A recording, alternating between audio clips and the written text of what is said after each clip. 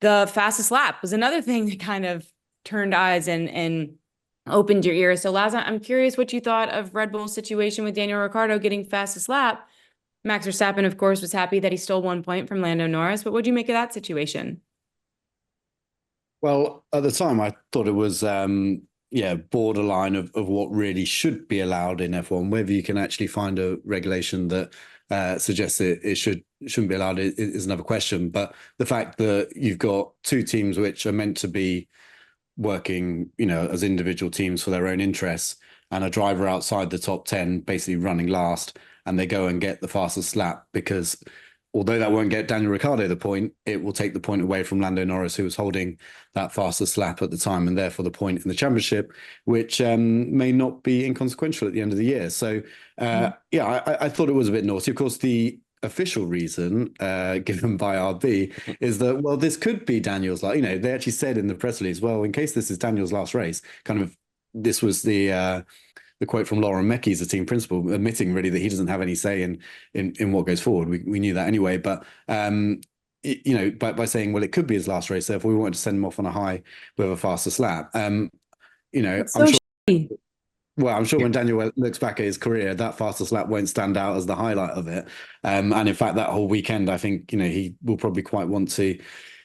Probably wish he could go back. Like I said, he probably wish he could have done it properly. And if we'd all known it was Daniel's last race, then perhaps it would have made a bit more sense. But yeah, it was a situation that I was pretty uncomfortable with from a sporting perspective because these teams should be working autonomously. And yes, they have the same owners, but they're not allowed to share information by regulation. They're not allowed to share information about the car and about development going forward. And I feel like when one team starts to get involved with taking points off another, it is a bit naughty. And it reminded me of a Sauber, I think back in 1997, getting in the way of Villeneuve, another kind of Villeneuve, yeah, in Jerez, and yeah, and things like that. And Sauber at the time was a Ferrari engine customer, and therefore it was kind of trying to help out Ferrari and Michael Schumacher in the championship. So there was an element of that. And, I mean, maybe these things just always happen in F1. It's just part of it. And of course, there's always going to be links between the teams because, you do have things like engine deals going on in the background. And perhaps if it was another situation and, there was Mercedes going for the championship and a Williams or something, able to help out, they would. But yeah, I felt it was a bit naughty. It'd be fine if Daniel Ricciardo knew that was his last race. And when Mecki says, well, we wanted him to savor what could have been his final race, then we can all say, oh, okay, that makes sense. But it's unclear if it was his last race. And it seems unclear within people on Red Bull's team. Yeah, and it's a funny one, isn't it? Because you're like, so you guys are saying you didn't even have the courtesy of giving him the send-off race, but you were like, yeah, let's give him the fastest lap. So complete nonsense about that. I think it was a very convenient kind of excuse for them to use because they can say, well, look, we were trying to help Daniel out. But, Lawrence is right. It's right on that line. It might be, your feet might be over the line slightly in terms of is that acceptable or not?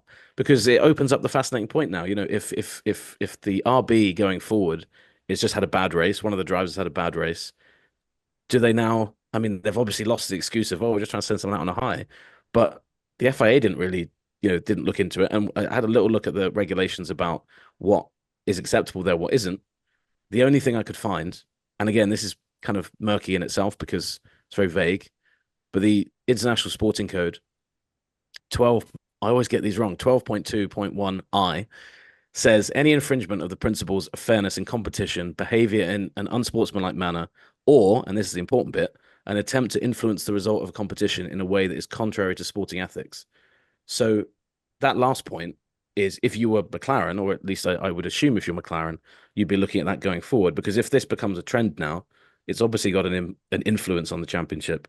So yeah, I never will believe that they did that just to send Danny Rick off, and they suddenly had a momentary act of charity at the end. I tried to find out in the media pen afterwards. I asked Yuki, were you having similar conversations? And I think Yuki could understand that I was trying to ask, because obviously if he was talking to the team about it, then you can point to it and say, well, look, they were trying to see which of their cars they could do it with.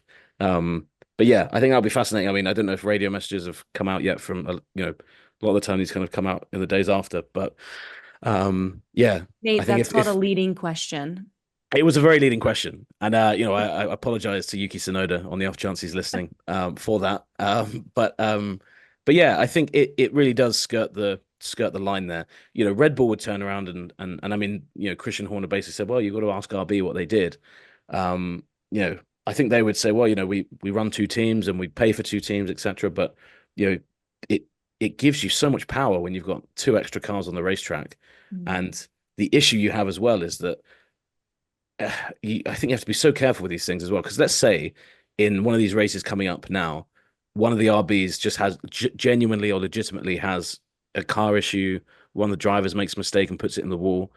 If that has a detrimental effect on Lando's race now or on Piastri's race, and just happens to screw one of those drivers over, you suddenly look at it and you're like, well, they did the thing with Ricciardo a few races back. It's almost like it opens up, it makes any kind of conspiracy about that true or false. It makes it much easier to believe, and suddenly the integrity of all of it becomes a lot more murky. I'm not sure if that makes any sense or not, but the fear is that, you start doing one and it becomes more acceptable to kind of continue it, or at least to believe that they're doing it. So really shaky ground, and I hope that there's some clarity on it about that. But obviously, at the end of the day, there's nothing the FIA can do about Christian Horner going down before the race and saying, hey guys, by the way, you know the drill, right? 5 laps from the end, if XYZ is true, you guys come in, make the excuse, you guys come up with the excuse, you say whatever you want to say, but you're bringing him in, you're doing soft tires and you're doing a fastest lap. Hard to police that. So I don't really know what they do about it. If it's not on the radio, I don't know what else you can do. Well, the FIA also...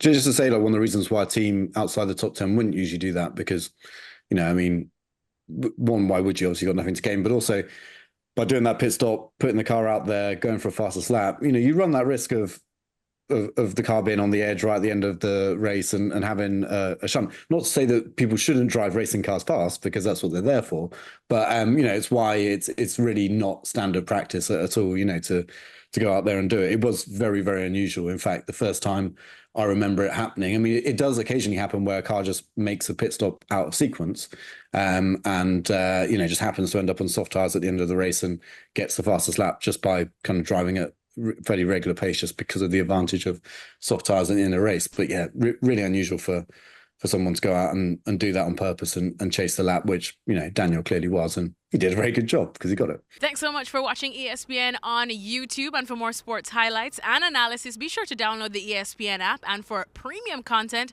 and live streaming, subscribe to ESPN Plus.